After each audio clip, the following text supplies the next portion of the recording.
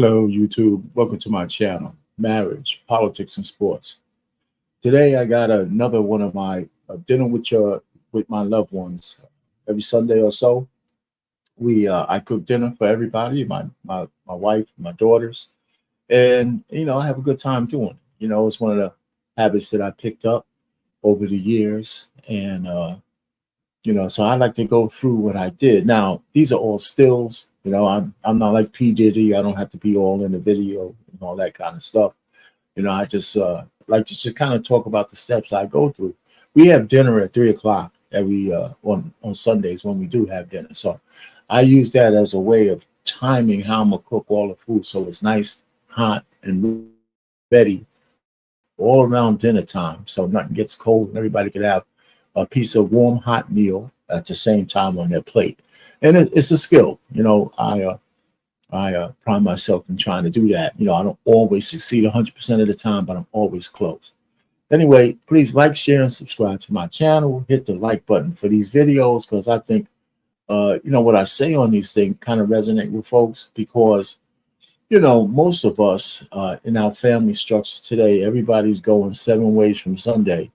And I think for a lot too many Black families in particular, I'd be hard pressed to say that most folks sit down at dinner and have dinner together and have conversation together and break bread together. So I recommend that, at least once a month, twice a month, or if you could do it twice a week with your family around the table, you will be surprised on how much conversation starts to go when you're breaking bread with somebody, you could keep it light. You don't have to always be the person initiating the conversation. Sometimes somebody else says something, and you could catch things, especially if you have children still in your house. You could listen to what they say, and sometimes you pick up a few gems that you could help, steer them in the right direction because there's a lot of people yapping in their ears. So you, as a parent, you want to give yourself time to actually have time with your kids so you could tell them what you think about life, your philosophies, those kind of things. And as they get older, those discussions become more and more of a conversation, and you can see how your loved ones mature, and they're not going to always agree with what you think, and you can't get upset about that just because they got to make their own way into the world. But it's a good opportunity to share thoughts and ideas. So dinner with your loved ones is a great kind of way to do that. So hit the like button when you come in, whether you see this whole video through. Hit the like button on your way out. I appreciate that. That'll help me in the algorithm because I like to push these. I have a lot of stuff on my channel, Marriage, Politics, and Sports, and it's political season. So I get into my divestment from the Democrat Party. I have a series that's for my political stuff. And I have other political things on here. Whether a Black woman will be the best for presidency. That's a candid discussion I had on another channel. So there's a copy of that video here. Of course, I talk about marriage and relationships as best that I know them. Been married for 36 years, going on 37, coming up in August. And of course, I have a sports show on Wednesday at 7 o'clock. This Wednesday will probably be more like 9:30 again, because I have a separate date with my oldest daughter. We're going to go out and talk and break bread. And I can see, she moved out a little while ago. And, we don't get a chance to sit down and talk to each other as much. So we're going to take the opportunity to sit down and over a little meal and talk to each other. So what I'm going to do is I'm going to go through my process of putting this together. And it's just, this is just really for something I put out there, whether it resonates with people or not is another story. But hey, listen, here goes. I just want to share some of my stuff with you. All right, so let me go ahead and show you what I did preparing this particular meal. You know what I'm saying? All right, so you see this. This is the end. Let me go back to the beginning. All right, so, for your potato au gratin, which is one of the things I want to put in. I never did this before. So I looked up a recipe on YouTube, of course. And I said, okay, the very first one, I said, that sounds good. Let me go ahead and try it. So this is Gruyere cheese. and I have some sharp cheddar cheese, and I have some diced onions, and I do all this stuff by hand, of course, myself, which is cool. So it takes time. It's my cutting board. I bought this cutting board, and I've been using. I love my cutting board. I think I use this. Matter of fact, I know I use this more than my wife does. Anyway, so I have russet and sweet potatoes, and it's always a good idea to wash off your potatoes before you start peeling them.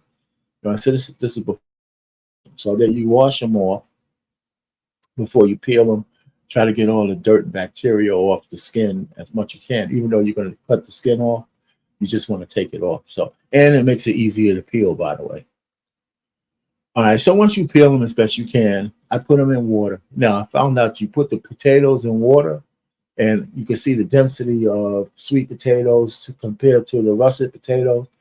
The sweet potatoes float, but the russet potatoes sink right to the bottom. So there you go. Even though the russets are easier to cut and easier to peel. So, but keep them in water, keeps them from being brown.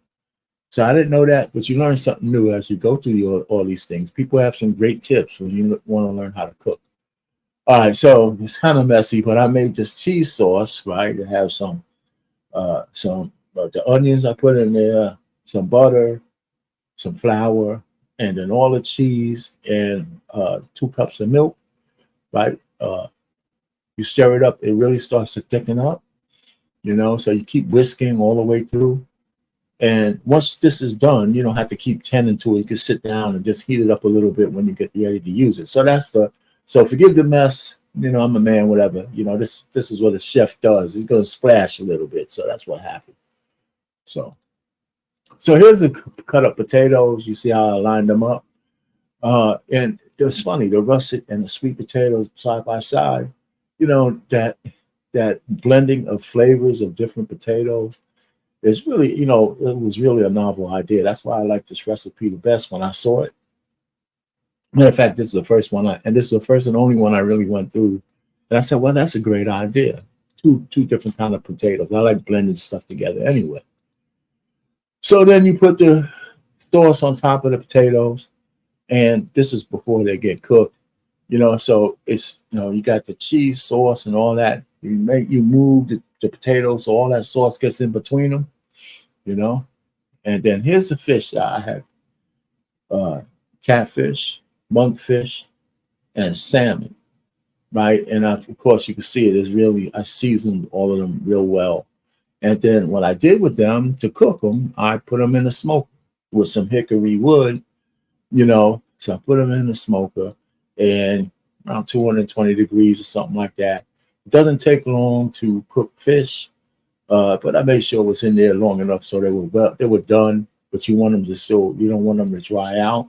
One thing that's good about this smoker, when you have water in the bottom, things stay moist in the smoker. You get the smoke flavor, but it keeps things pretty moist in there because of the evaporating water goes through the whole thing. So that's pretty good. I'm a big vegetable guy, so I like to mix different vegetables. Even some corn is on the edge because it's more like a starch. But I put that in spinach. Now, I had like 4 big things of spinach that cooked down, and I had like, I guess, 4 boxes of mushrooms, of baby bellas that I like, So I put that in here. I season this well. Not a lot of salt, little soy sauce, little pepper flakes, garlic powder, and well, yeah, I said soy sauce. But anyway, you mix this up, and after it cooks down, it don't take long for this to saute. So it's always on a low flame, right? Because the water and all that kind of stuff, all the stuff shrinks down, but it generates a lot of water, a lot of liquids, I should say. It's not water anymore.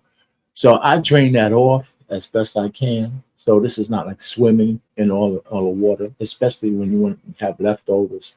Because you will have leftovers. We didn't eat all of this. This is just something that we can eat throughout the week. All right, so it's really tasty. You could just make up some vegetable combinations and you could almost never go wrong. All right, so this is after I take a look at the russet potatoes. Now, the russet potatoes, my wife and my daughter, they rave over that, So I said, that's cool. I feel vindicated. But anyway, what you do is, you The first bake is for 45 minutes with a piece of aluminum foil, wrapping it up. Just let it bake because you got to soften up those potatoes. And so you let it bake for 45 minutes. You take it out, and no, you don't take it out. You take the aluminum foil off, and you put it in there for another 30 minutes without the aluminum foil on. Right. So, I didn't ask the lady why she did it, but I just followed the instructions. And then when you take it out of the oven, there's another layer of cheese that I put over the whole top. Right. And of course, you don't cover that up. I put it back in the oven and let it brown like the way you see now. So, and the sauce thickens up a little bit, but a lot, a lot more. And you can make the sauce thicker if you want to by putting a little bit more flour, a little less milk. It's up to your taste buds, right? But this came out pretty well. So, and then, of course, it's a little money shot, right? Well, for whatever. I can't plate for shit. So, but just wanted to show you what it looks like when it's all together. So you have your potatoes. I have a little piece of each one of the fish. I like catfish, and baking it sounds good. A lot of people fry it, but I don't mind smoking or putting it. It don't have to be, even though the bottom feed of fish is meaty and it's tender. And so the salmon came out well, and the monkfish, is pretty good. I mean, it's, I'm not used to having monkfish, but it's a meaty fish too, and it's okay. And then the vegetable I put in the plate, so that, whatever liquids is left doesn't drain onto everything else. I put it in a little bowl there, and this was the meal for Sunday. So it was pretty good. So this is something I like to do. I have some plans for next Sunday as well. I might do it next Sunday, maybe the Sunday after.